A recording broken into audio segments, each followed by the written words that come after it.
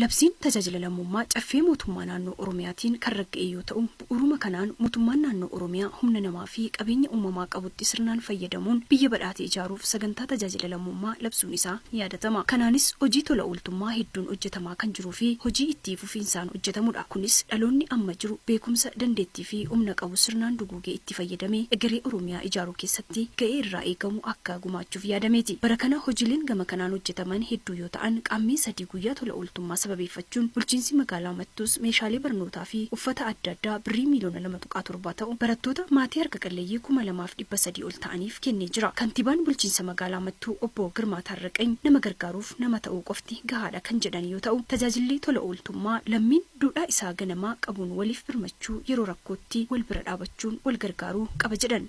Nama gargaaruudhaaf nama ta'uu qofti gahaadha karaa jedhuun yoo xiqqaate yeroo dheeraadhaaf amma wanti isin asitti argitan kun waan battala tokkotti walitti qabamee dhufe tun taane xiyyeeffannoo addaa kennuudhaan bara kana keessumattu xiyyeeffannoon naannoo barnootaatti godhamuu qabu.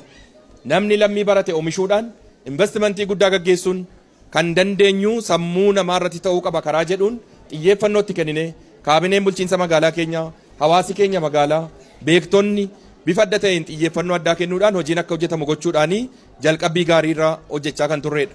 Haa ta'uti garuu guyyaa har'aa meeshaaleen amma asitti argitan kun meeshaa salphaatti argame miti. Nama gargaaruudhaaf nama ta'uu qofatu gahaadha kan jedhu sun qabatamaatti magaalaa keenya keessatti mul'achuu qaba karaa jedhuun bakka keessan bu'anii bulchoonni gandaa, hooggansi keenya magaalaa, tola ooltonni amma asitti maqaan isaanii dhaame hundumtu tokkoon isaanii mana namaarra deemanii kadhatan. Itti gaafatamaan waajjira dhimma hojjetaa fi hawaasummaa bulchiinsa magaalaa Mattuu obbo Balaayi Gannat tola ooltummaan lammii gargaaruun duudhaa ganamaa Oromootiin wal gargaaru ta'uu isaatiin deeggarsa meeshaalee barnootaa fi uffata garaagaraa tilmaamaan qarshii miliyoona 2 taasiseera jedhan. Akka waliigalaatti kallattii mootummaan